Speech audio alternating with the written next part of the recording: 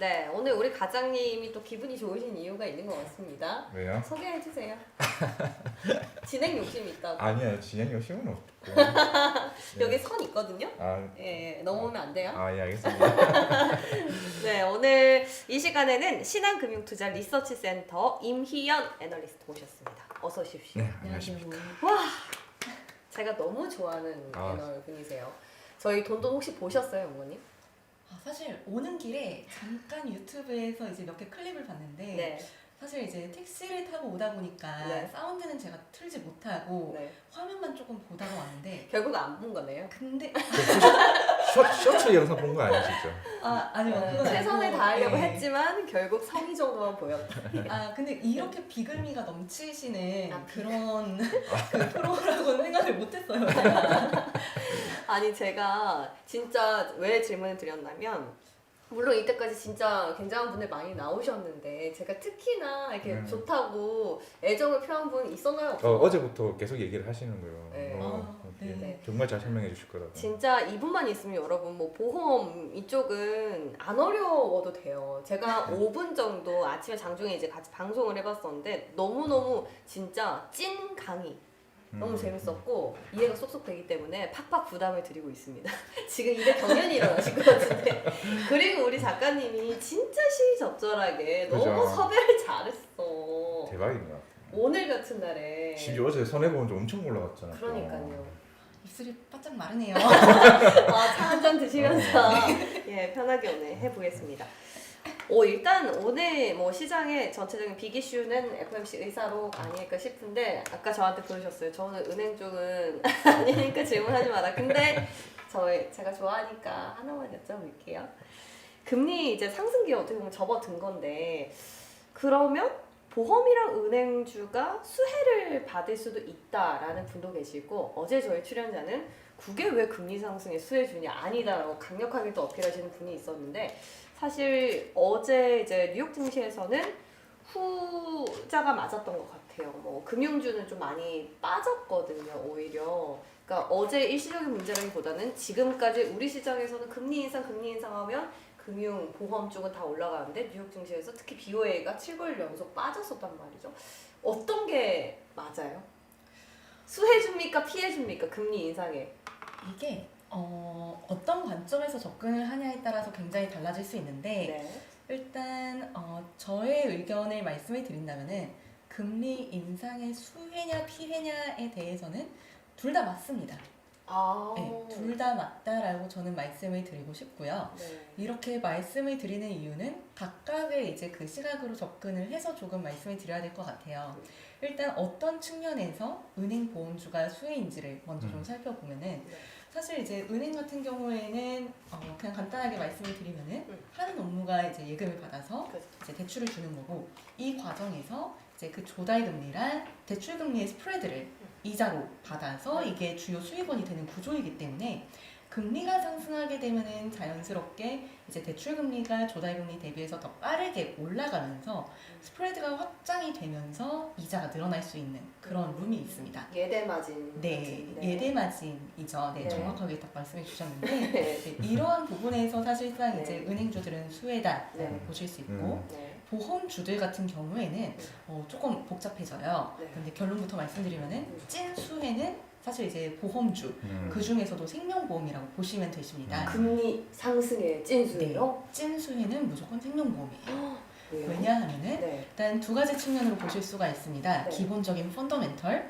그리고 이제 그 수익원 쪽에서 보시면 되시겠는데 펀더멘털 측면에서는 최근에 이제 IFRS 17이라고 하는 새로운 제도 도입이 굉장히 이슈가 많이 되고 있죠. 네. 이 제도는 네. 보험사들이 지금 현재 가지고 있는 이 보험 부채를 시가로 평가를 하는 것이 골자입니다. 그동안에는 원가로 평가를 해왔거든요. 예를 들어서 이제 이게 원가로 평가하는 건 뭐고 시가로 평가하는 게 뭐냐 네. 이게 좀 어려우실 텐데 원가로 평가하는 것부터 먼저 말씀을 드린다면은 예를 들어서 2000년도에 저희가 보험 상품을 가입을 했습니다.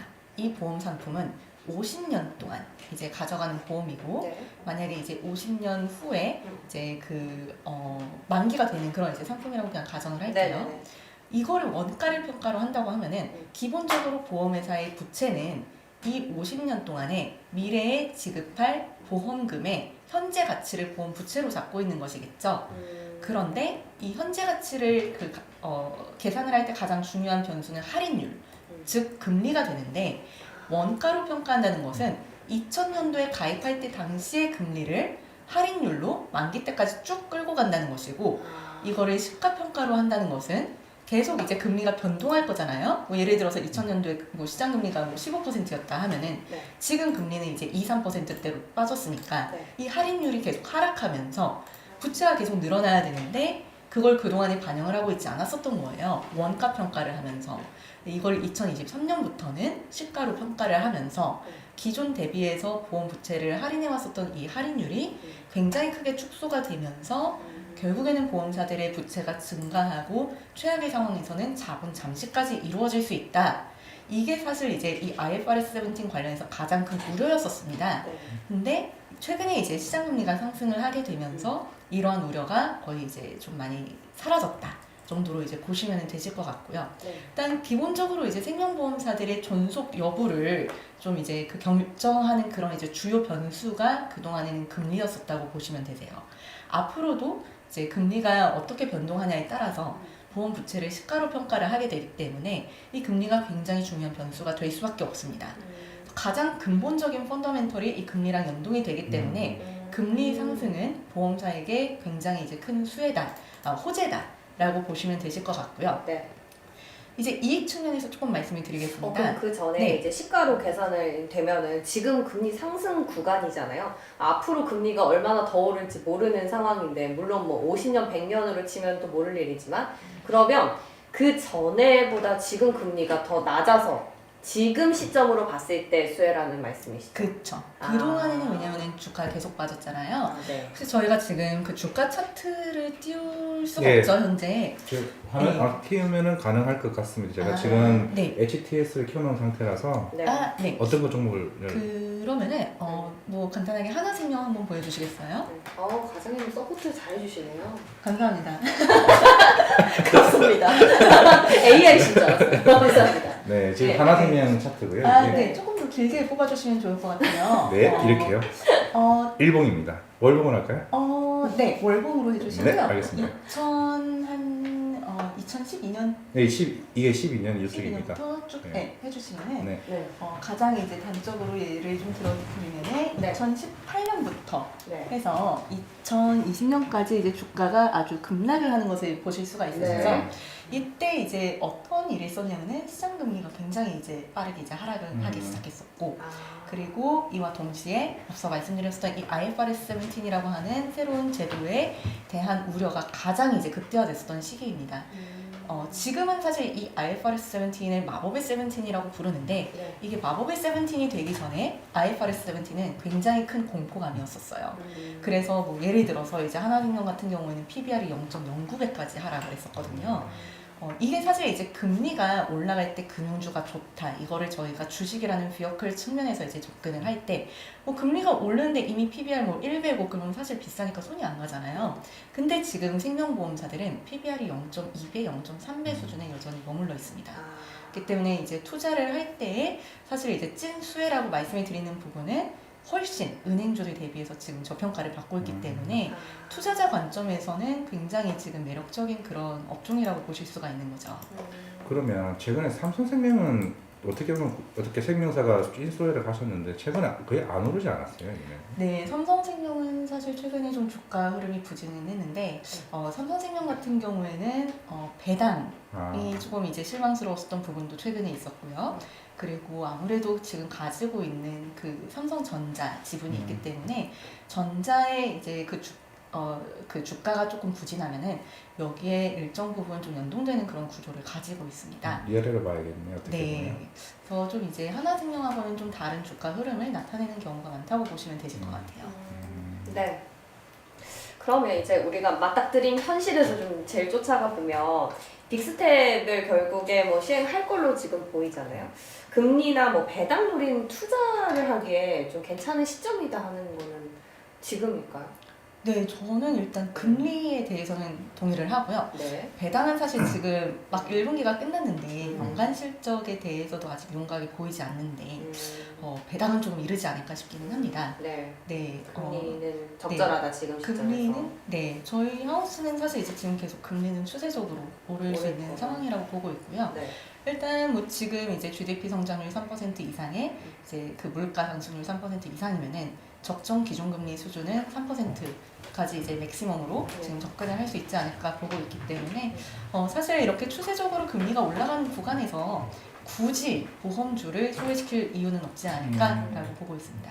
참 여러 가지 지표들을 그렇죠. 봤을 때 우리나라에서 뭐 보험, 금융주 매력적이긴 한데 손이 잘 안 가는 것 같아요. 사실 개인들은 제 같은 제 주변 지인이나 고객들은 있어요. 저도 보험주를 사본 적이 없어요. 그러니까. 그러니까 사실 우리가 같은 거 내가 항상 제약과에 IT는 이걸 얘기하지 사실 오늘 오신다고 하셨지만은 네. 저도 거의 초보예요. 보험 쪽은 아예 잘 몰라요. 그래서 항상 궁금한 게 이제 하나 더 질문을 던지자고 하면은 이게 미국 국채 수익이 오르고 있고 어떻게 보면 우리나라 금리 또 인상을 뭐 하겠지만 비중이 우리나라 금리에 대한 그게 비중이 큰 거예요? 아니면 미국 쪽에 있는 금리가 오르는 게 비중이 큰 거예요? 그러면 영향을 받는 정도? 주가랑 이제 코릴레이션을 놓고 본다면은 당연히 이제 국내가 이제 중요하고요. 근데 이제 국내 금리 같은 경우에 아무래도 이제 미국채 금리에 좀 연동돼서 자극돼서 좀 움직이는 경향이 있기 때문에 뭐 같이 보시면 어느 배들을 정도 같이 하네요. 커지죠. 네, 미국이 우리에 영향을 주고 우리는 또 우리 시장에 영향을 주고. 네. 그럼 지금 이제 시점이 뭐 금리를 놓고 봤을 때는 긍정적이라고 하우스 뷰를 말씀을 해주셨는데 이제 실적 시즌이잖아요.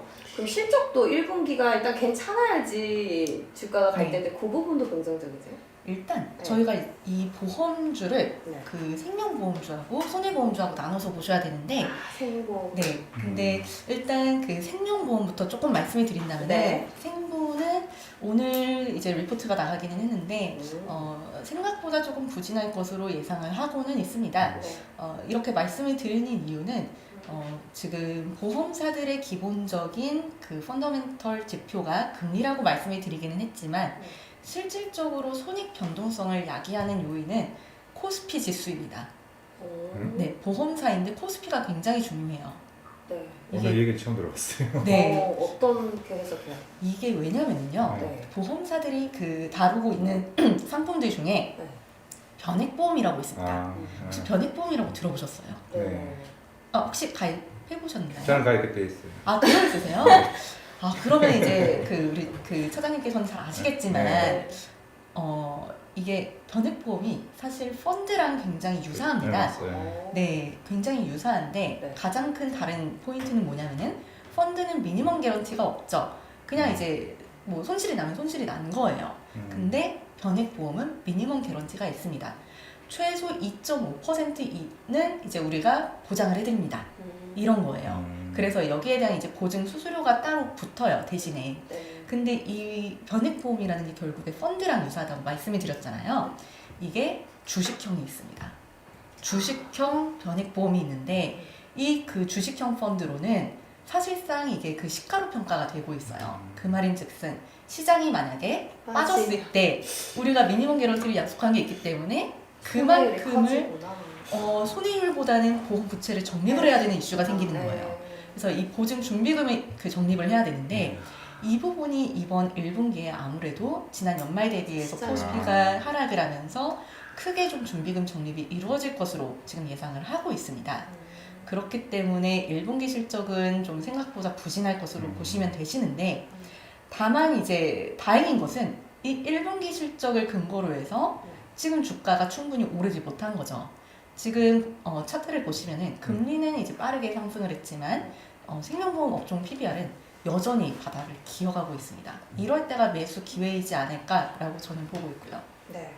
그러면 손보주, 생명주 뭐 여러 가지가 있겠지만 그 중에서는 어떤 화제도 있겠지만 어떤 쪽으로 그럼 중점으로 보시는 거예요? 일단 금리를 그 포인트로 가져가신다면은 장기로 가져가신다면은 그럼 무조건 생명보험이 지금 찐 바닥입니다. 지금 바닥은 생명보험이 바닥이고요. 네. 손해보험 같은 경우에 최근에 이제 주가 흐름을 보시면은 많이 올랐죠. 네, 그리고 아무래도 시장에서도 이게 지금 금리가 오르니까 손해보험이 오른다 이렇게 접근을 하시는 분들이 많으세요. 근데 사실상 손해보험 업종은 금리 상승에는 크게 영향을 받지 않습니다. 왜요? 진짜요? 제일 올라간 게 그 손해보험주인데요. 맞아요. 근데 이게 사실 영향을 물론 받기는 하는데요. 네. 은행이나 생명보험만큼은 아니에요.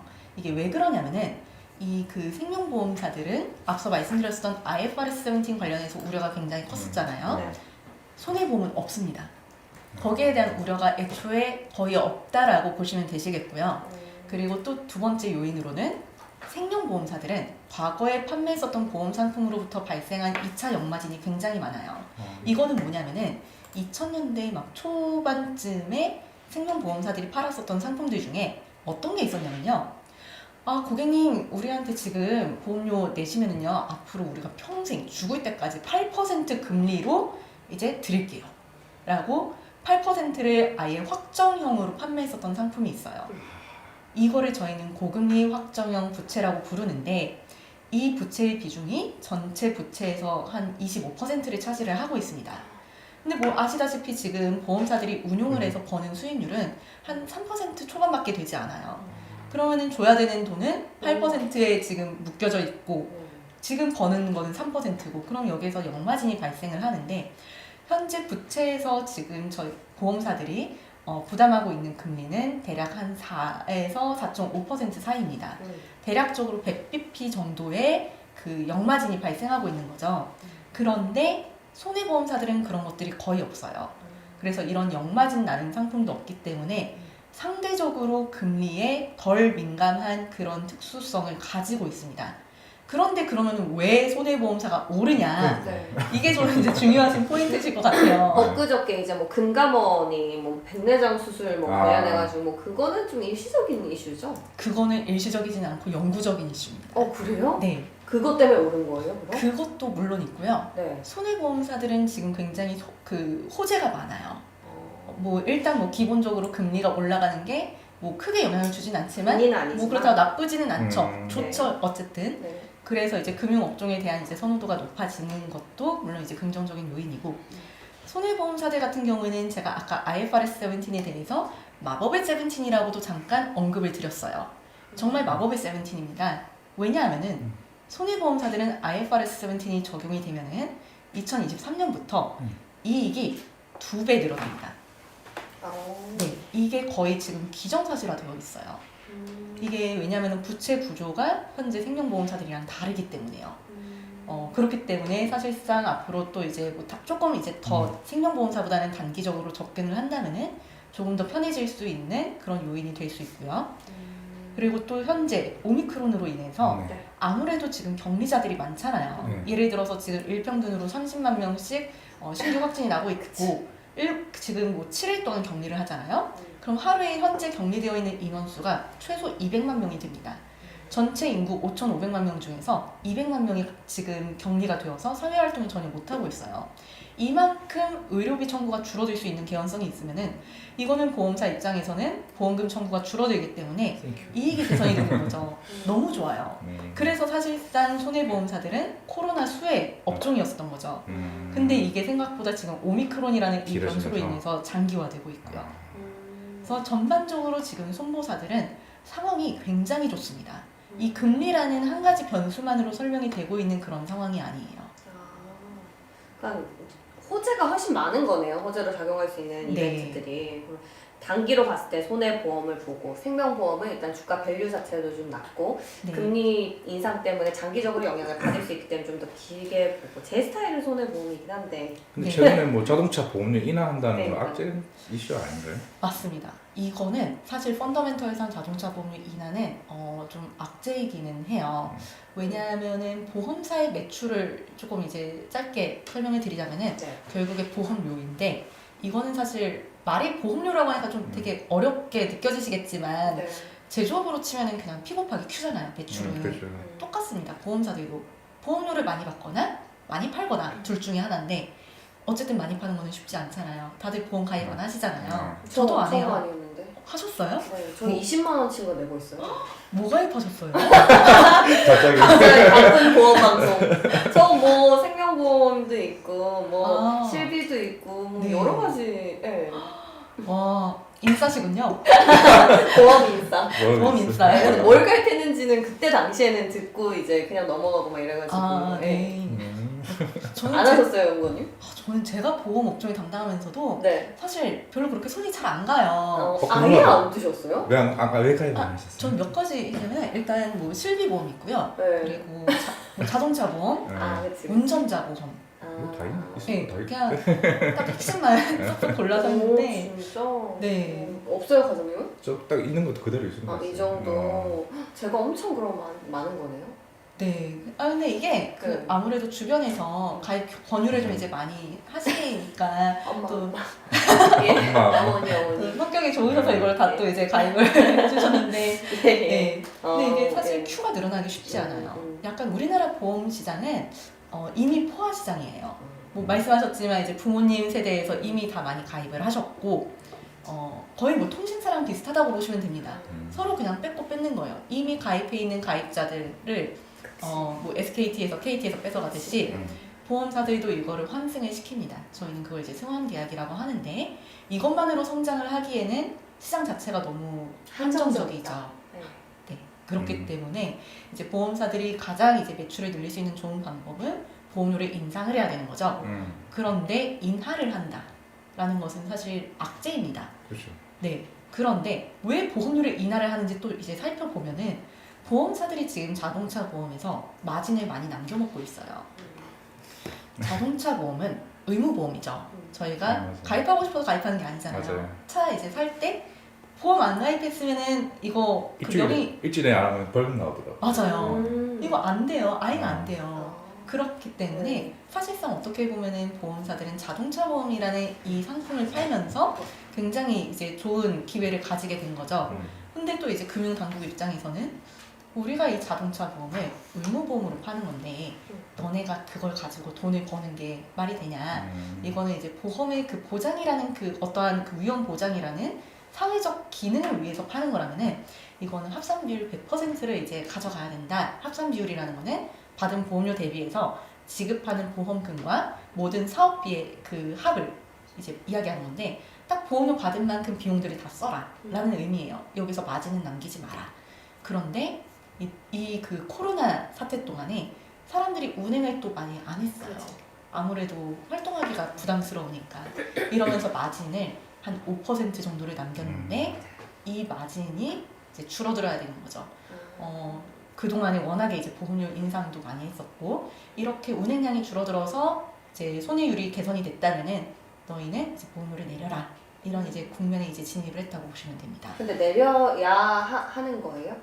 내려야죠. 결정이 된 거예요? 네, 이번 4월부터 지금 한 1.1에서 1.3% 사이로 각 보험사별로 이제 보험료를 인하를 하게 되고 네, 그럼 반대로 지금은 이제 뭐 위드 코로나 뭐 이제 아예 종식 얘기하고 마스크 벗고 이런 얘기를 하고 있는데 그러면 반대로 또 악재가 될 수 있는 거 아니에요? 맞아요.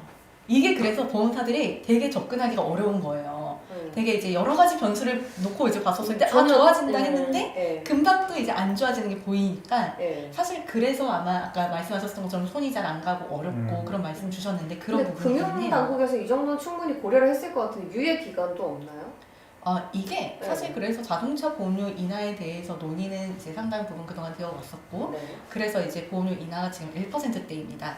마진은 지금 5%가 남는데 인하는 일단 지금 1%대만 하는 거고. 부분이 좀 남겨놓고 있구나. 네, 그리고 위드 코로나 하면 그럼 이제 또 안 좋은 거 아니냐. 네. 이 부분도 조금 이제는 그 관점이 많이 달라졌습니다. 그동안에는 단순하게 접근을 해서 거리두기를 강화를 하느냐 완화를 하느냐 이거를 가지고 손해보험 업종에 접근을 하자였었어요. 네. 그런데 이제 전파력이 높은 바이러스가 나오니까 단순하게 이걸 거리두기 완화랑 강화로만 이제 볼 수가 없는 거예요. 그리고 지난 11월 1일부터 위드 코로나 정책을 시작을 했기 때문에 그래서 이제는 뭘 봐야 되냐면은 격리자가 몇 명이냐 이게 중요해진 변수예요. 마스크를 벗고 이 그 사회적 활동을 모두 다 정상화를 하고 24시간 영업하고 그게 문제가 아니라 격리자가 앞으로 더 늘어나느냐 네. 줄어드느냐 혹은 유지가 되느냐 여기에 따라서 보험사들의 손해율이 결정이 될 수 있습니다. 나는 근데 이제 자동차 얘기를 해서 그러는데 사실 이제는 자율주행이 나오게 되면은 뭐 보험료 인하를 하더라도 결국 보험 청구 건수가 확 줄어들게 되면 오히려 이득이 아닌가? 사실 교통사고 건수가 줄어들게 되면 보험사 입장에서는 보험료만 받으면 되는 위주니까 청구 건수만 줄어들게 되면은 오히려 이득은 아닌가요? 그러면? 항상 그렇게 생각을 하고 있었거든요. 맞습니다. 청구 건수도 줄고 그리고 이제 그 건당 보험금도 줄어야죠. 최근에 문제가 뭐였냐면은 사실 그 히스토리컬 데이터를 이제 그 국토교통부에서 뽑아 보시면은 국내 자동차 사고율은 되게 많이 낮아지고 있어요. 90년도부터 해서 아주 수직 낙하를 하고 있고, 그 기술 발전이랑 연관이 있나요? 네, 그리고 또 이제 운전 면허를 이제 따는 그 기준도 좀 이제 많이 변화가 되었고, 네. 그리고 사람들이 전반적으로 이제 뭐 이런 이야기 제가 해도 되는지 모르겠는데 네. 저희 옛날에는 이제 막 김여사 이런 네. 그 밈도 있었잖아요. 막 이제 맞아요. 운전 못하시는 분들. 네. 근데 그런 거에 대해서 약간 이제 조롱거리도 되고 또 이제 그 온라인상에서 또 이제 커뮤니티에서 이런 사고들, 막 그런 것들 사실 네. 이제 욕먹고 하다 보니까 사회적으로 이제 그런 그 운전 미숙은 되게 많이 좀 줄이고자 하는 노력들이 개개인들에게 다 있는 것 같아요. 그러다 보니까 사고율이 다 개선이 되고 있고 네. 큰 그림에서는 사실 그래서 이렇게 되면은 그 보험사들한테 좋은 게 맞는데 문제는 모럴 해저드성 청구가 너무 많아요.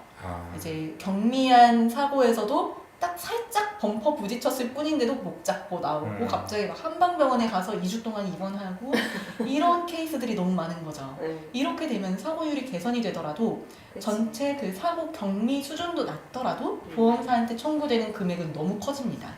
그래서 이러한 부분들이 좀 많이 이제 개선이 되어야 되는데 이게 또 내년부터 개선이 돼요. 이게 자동차 보험의 표준 약관이 변경이 되는데요. 네. 제가 이걸 딱 설명을 드리면은 항상 약간 분위기가 가쁜 보험 방송처럼 되는데 잠깐 이제 설명을 드리자면은 네네. 기존에는 보험 이제 그 자동차 사고가 발생했었을 때 그 서로 사고 과실 비율이 있을 거잖아요. 그죠. 예를 들어서 제가 오늘 방송 끝나고 이제 아니 사무실로 안 돼요. 재수 없는 얘기 하시면 안 돼요. 그 옛날 사고 이력을 좀 얘기해 주세요, 차라리. 저의 사고 이력들은 항상 다 이제 백덕빵이었었기 때문에 그렇게 말씀드릴 수는 없고 가정으로. 네, 가정으로 그러면 예. 이제 A라는 네, 사람과 네. B라는 운전자가 네. 이제 서로 운행을 하다가 네. A의 과실 비율이 90%, 어. B의 과실 비율이 10%였습니다. 그런데 여기에 대해서 이제 자동차 수리비 이제 그 대물이라고 하죠. 네. 대물 같은 경우에는 이 과실 비율대로 지급을 해요. 하지만 대인, 그러니까 이제 사람의 치료비에 대해서는 서로 100% 무조건 보장을 해줘야 돼요. 되게 이게 좀 불합리적이죠. 그 비율에 상관없이요? 전혀 상관이 없어요. 오. 이거는 전혀 상관없이 100% 모두 다 이제 물어줘야 되는 그런 관행이 있었어요. 이게 네. 지금 그 자동차 그 표준 약관인데. 충분히 악용을 할 수 있죠. 네, 네. 왜냐면은 제가 예를 들어서 이제 과실 비율 90%인데 제가 병원에 가서 치료를 받을 때 자기 부담금이 하나도 없어요. 돈 한 푼 안 내고 병원에서 치료를 받을 수가 있는 거예요. 그것도 한 3년 동안 무제한으로. 네. 그러면 이거를 악용할 수 있는 개연성이 너무 많죠. 그죠. 근데 이제 내년부터는 여기에도 과실 비율을 매겨서 보험금을 청구를 하게 됩니다. 그렇게 되면은 제가 과실 비율 90%인데 보험금을 막 3천만 원을 청구를 해요. 그러면은 나머지 2,700만 원은 뭐 자동차로 치면 이제 자차 있잖아요. 사람에 대해서도 비슷한 게 있어요. 이거는 자신이라고 해서 자기 신체 사고라는 담보로 제 보험금을 이제 그 커버를 하게 됩니다. 이렇게 되면은 내년에 보험을 이제 갱신을 할 때 제 보험료 폭탄으로 어마무시하게 돌아오는 거죠. 네. 그래서 이런 모럴 해저드성 청구가 굉장히 많이 줄어들 개연성이 있어서 이런 측면에서 또 손해보험사들이 내년에 또 굉장히 좋아집니다. 장기적으로 봐야겠네요. 네. 손보사들의 여러 가지 그러니까요. 문제가 많네요. 그러니까요. 저는 좀 보험 많이 들고 있잖아요. 그래서 보험 청구도 저는 좀 수시로 하거든요. 아, 네. 네, 실비 같은 경우는 왜 그렇게까지 놀라세요? 아니요, 실비 같은 경우도 저는 막 이렇게 병원 가거나 하면은 바로바로 제때 아, 청구해서 네. 잘 받고 해서 네. 충분히 이제 그 아픈데 이제 받는 네, 치료는 그쵸. 당연하죠. 네. 네. 그러려고 가입하는 보험인데. 근데 실비를 가입해놓고도 청구를 안 하는 친구들도 많더라고요. 저도 그랬어요. 접니다. 네, 저도 그러니까. 저도 그래요. 근데 이거 청구하는 방법이 되게 쉬워요. 어플 깔고 그냥 그거 작년에 알았어요. 저. 아 진짜 이게 사실 옛날에는 서류가 되게 복잡했어요. 막 대면으로 가서 네. 제출하고 뭐 코드 나와 있는 거 다 해야 되고 했는데 지금은 그냥 영수증. 웬만하면 네 그리고 뭐 이렇게 이런 거 얘기해도 되나? 도수 치료 이런 거 있잖아요. 네네. 네 그런 요즘에는 이제 많이 나아져서 그냥 잘 안 받고 있는데 도수 치료도 1시간 이러면 거의 막 20만 원 돈 되거든요. 맞아요. 그런 거 다 이제 청구를 할 수 있어요. 자주 오면 그 조사관 찾아오지 않아요? 나 찾아왔어 회사에. 버섯 치료 한 5번 받았더니 네. 한 달에 조사관님이 찾아오셨어. 한 달에 5번이 많은 건 아닌데? 그럼 깜짝 놀랐어요. 아니 그동안은 보험을 오랫동안 가입을 했는데 안 하다가 갑자기 일시적으로 많이 하니까 찾아오시더라고요. 아프신 거 맞죠? 진짜 아파서 그랬어요. 그 보험회사가 일을 잘하네요. 네, 그러니까. 깜짝 놀랐어요. 사무실까지 찾아올 줄 몰랐어요. 사무실까지 그래서 와서 근데 뭐 해요? 그냥 성함이 맞고 어디가 아픈 게 맞냐, 아. 도수치료 이거 한 게 맞냐, 아. 이거 좀 많이 받았는데 갑자기 이게 맞냐고 체크하러 오셨더라고요. 약간 뭐 겁주기식. 좀 쫄았어요, 저 사실.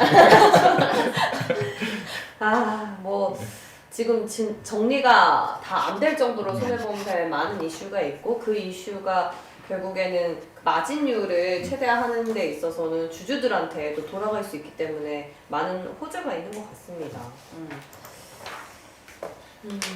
그러면 지금 생명사 얘기하셨고 손보사도 얘기를 하셨는데 네. 사실 증권사 지금 이제 담당도 하시잖아요. 네. 사실 저희가 어제도 얘기를 했지만 최근에 장단기 금리 역장 현상에 대한 DLS 파생 상품에 대한 부분이 지금 시장에 좀 화두가 되고 있는 것 같아요. 어떻게 만기에 갔을 때 금리가 역정이 되게 있으면 증권사가 이걸 다 보존해야 되는 상황이 올 수도 있다라고 얘기를 하시던데. 우리 연구원님은 설명 잘해주실 것 같아서 일단 지금 요즘에 역전 금리 현상 되게 많이 네. 회자가 되고 있잖아요 시장에서. 그게 왜 일단 그런지부터 조금 듣고 싶은데. 금리 역전. 네. 네, 그러니까 장단기. 10년물이라든지 이게 왜 원래는 뭐가 더 높아야지 이게 시장이 정상인데 지금은 이제 역전이 되면서 막 아래 공포까지 얘기가 나오고 있고 경기 네. 침체까지도 뭐 내년에 뭐 예측하는 사람이 월가에서 많았다 이런 기사를 제가 봤거든요. 그쵸.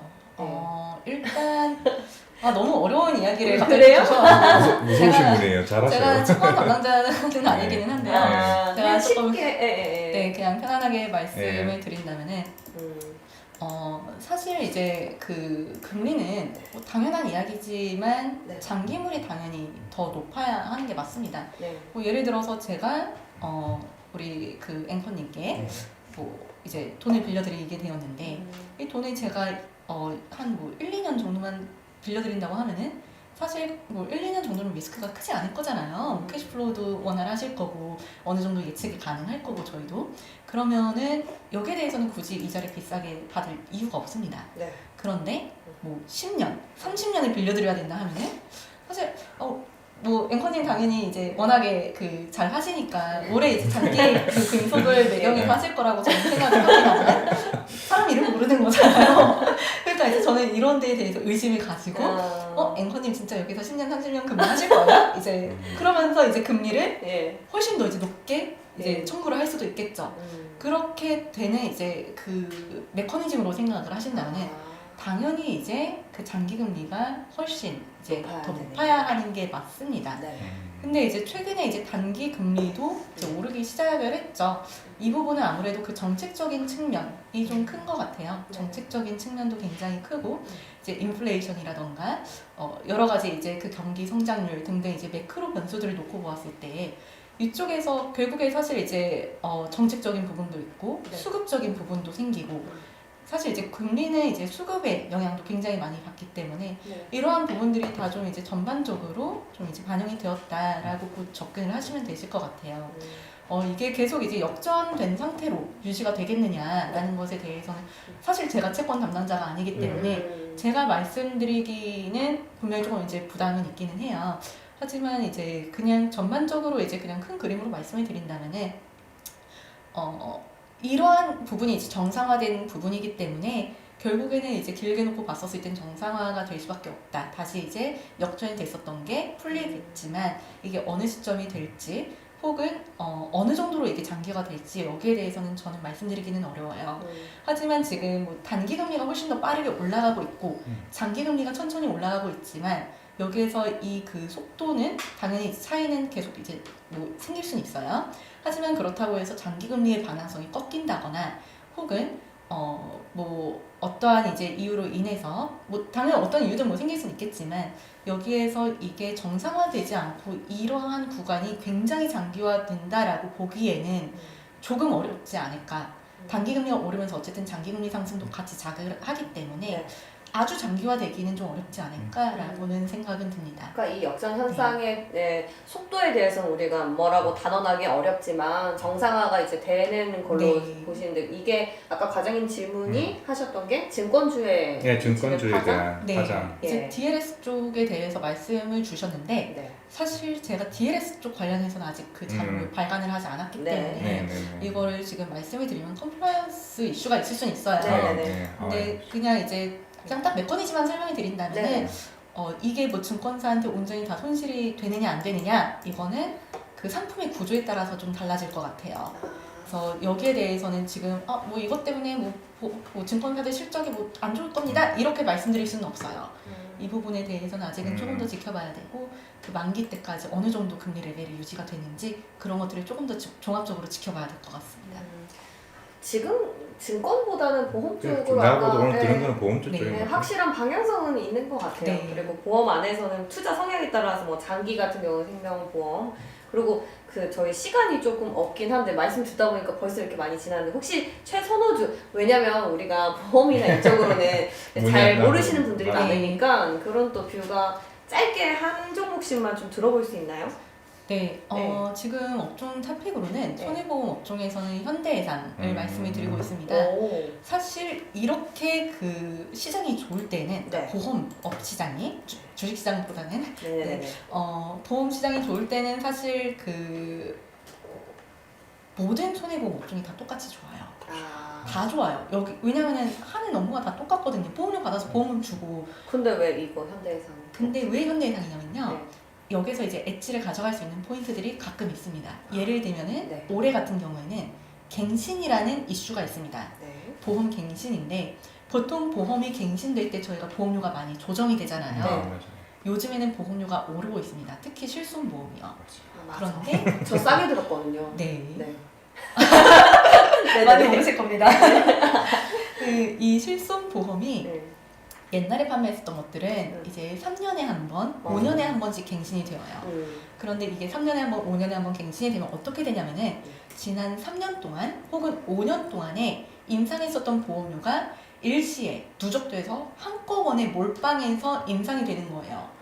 예를 들어서 1년에 한 번씩 갱신되는 계약들 같은 경우는 매년 10%씩 보험료 인상분이 적용돼서 올라가는데 네. 뭐 이제 그 5년물을 매년 10%씩 인상을 했다 하면은 누적되어서 뭐 60-70% 인상이 되는 거죠. 너무 부담이 큰데 한 번에? 그렇죠. 그런데 이게 아무래도 또 다시 이걸 해지를 하면은 다시 가입을 할 수가 없어요. 아. 네. 옛날에 보험 상품 가입해 놓은 것들은 네. 무조건 계속 가져가는 게 이익이야. 나이 네. 들면 비싸더라고요. 맞아. 네. 나이 들어서 가입하면 비싸. 네. 그래서 이거를 보험료가 올라도 계속 유지를 할 수밖에 없는 상황이에요. 가입자들은. 그러면은 보험사 입장에서는 일시에 이게 매출이 확 점프를 하는 효과가 있습니다. 이게 지금 현대해상은 올해를 기점으로 내년, 내후년까지 갱신 사이클이 도래를 합니다. 3년. 네, 그 갱신 사이클은 5년에 한 번씩 갱신되는 이 물량들이 갱신이 되는 거예요. 엄청 전체 물량 중에서 올해 10%, 내년에 20%, 내후년에 한 30-40%가 갱신이 되어요. 이거 단기로 가져가는 거 맞습니까? 이거 길게 봐야 될 것 그게 같은데요? 아니야. 원래 보험업종은 네. 단기라고 쓰고 한 1-2년이라고 있습니다. 저 연구원님 믿어도 됩니까? 10년 뒤에 다시 뵐 수 있나요? 우리 여기서? 10년 동안 장기 근속 하실 거죠? 그러니까. 보험 가입 받으시기가 사실은. 아니 지금 근데 주가가 이미 그런 부분들을 다 선반영이 된 건 아닌가. 어제 신고가였거든요. 네, 지금 52주 신고가를 찍고 있는데 진짜? 밸류에이션을 잠깐 이제 놓고 본다면은 네. 그러면은 지금 이 이슈가 동일하게 있었던 과거 시점을 놓고 보면은 네. 2017년도거든요. 네. 5년이니까. 네, 2017년도에 갱신 당시에 이제 주가 흐름을 보시면은 이게 그때가 신고가네요. 이때가 네. 그 PBR이 그 현대해상이 고점이 한 1.1배에서 1.2배 사이까지 갔어요. 그런데 지금은 한 0.4배, 0.5배 수준에 맞네. 머물러 있어요. 네. 그런데 이제 그때랑 지금이랑 다른 점들을 조금 짚어보자면은 첫 번째로는 일단 뭐 당연히 이제 그 갱신 사이클이 동일하다는 건 있다는 이제 그 언더라인 팩트는 있고요. 네. 그때랑 지금이랑 가장 큰 다른 점은 뭐냐면은 이때 갑자기 주가가 상승을 하다가 잠깐 이제 하반기에 조정을 받고 18년도 초에 아주 급락을 하죠. 이 이유가 뭐였냐면요. 그때 2017년도 8월에 문재인 케어가 발표가 됩니다. 그 문재인 케어로 비급여를 이제 급여화 시키면서 그 건강보험의 보장을 강화를 하겠다. 그리고 이로 인해서 국민들의 실손보험료에 대한 부담을 줄이겠다라고 발표가 됩니다. 이게 결국 실손보험료를 줄이겠다는 거잖아요. 그치. 보험사 입장에서는 악재이기 때문에 네. 이때 잠깐 이제 조정을 받고 실제로 2018년도 초에 실손보험료를 처음으로 동결을 합니다. 기존에는 매년 20%씩 올려왔었거든요. 이걸 동결을 하니까 이게 아주 투자 심리에 굉장히 악영향을 줬습니다. 근데 이번에 이제 새로운 정권이 들어서게 되면은 이 문재인 케어와의 어떠한 그 이해관계가 사라지기 때문에 실질적으로 보험료를 다시 이제 인상할 수 있는 그런 기조에 접어들 수 있지 않을까 하는 기대감을 가져갈 수 있습니다. 와, 물론 진짜. 네. 그때랑 지금이랑 여러 가지 상황이 다르기 때문에 네. 동일하게 그때처럼 PBR 뭐 1배, 뭐 1.2배 뭐 이때까지 갈 수 있다라고 말씀드리기는 어려울 수는 있지만 네. 그래도 이제 보수적으로 그때 당시에 이제 하단이 0.8배였거든요. 0.8배까지만 간다고 해도 네. 상당 수준의 업사이드를 아직까지는 기대할 수 있는 그런 구간이지 않을까 보고 있습니다. 뭐 진짜 말씀하신 것처럼 일봉 차트를 봤을 때 좀 부담스러운데 어제 가장 당장 신고가였기 때문에 지금 월봉이나 뭐 주봉으로 봤을 때는 충분히 더 갈 수 있는 그때가 진짜 고점이었네. 2018년. 그러고 나서 2년 동안 조정받고 지금 횡보로 다시 상승 기회에 접어들고 있는 현대해상이 손해보험 쪽에서는 또 저기 탑픽으로 주셨고 생명보험 이 진짜 시간이 없어서 딱 종목만 들어볼까요? 생명보험 네, 탑픽이요. 생명보험. 네. 생명보험 탑픽은 저는 무조건 길게 가져가시라고 말씀드리고 싶어요. 예. 삼성생명. 삼성생명. 삼성생명 탑픽으로 말씀드리고 싶어요. 길게는 한 어느 정도 10년 이렇게? 일주일 생각. 상속까지 가져가시죠. 상속이요?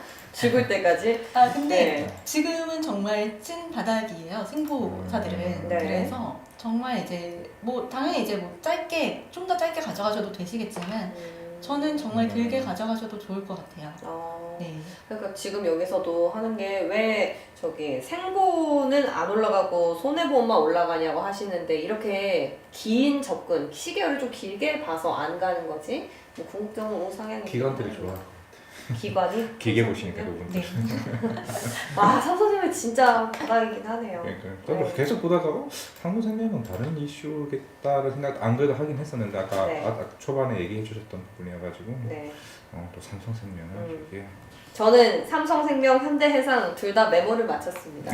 오늘 강의도 정리를 해가지고 저도 공부를 좀 해봐야겠어요. 와, 오늘 제 채팅창 이제 열심히 강의 듣는다고 못 봤는데 보험 정보 주시니까 많은 도움이 된다고. 저희 보험 방송은 아니지만 이렇게 전문적으로 또 시장에서 뷰도 듣고 또 이렇게 알 수 있는 그런 뭔가 보험사들의 구조적인 거를 우리가 알아야지 투자하는 데 도움이 되잖아요. 너무 감사합니다. 저 선생님한테 강의 듣는 기분이었어요. 네, 아, 임 예. 선생님 반갑습니다. 빨간펜. 네. 아니, 제가 오기 전에는 되게 좀 이제 그 텐션이 업되어 있었는데 네. 이게 내용이 아무래도 좀 그 심화 내용이다 보니까 네. 제가 너무 숙연하게 만든 것 같네요. 아니에요. 저희 지금 시청자가 20명대로 아주 견조한 흐름을 보이고 있습니다.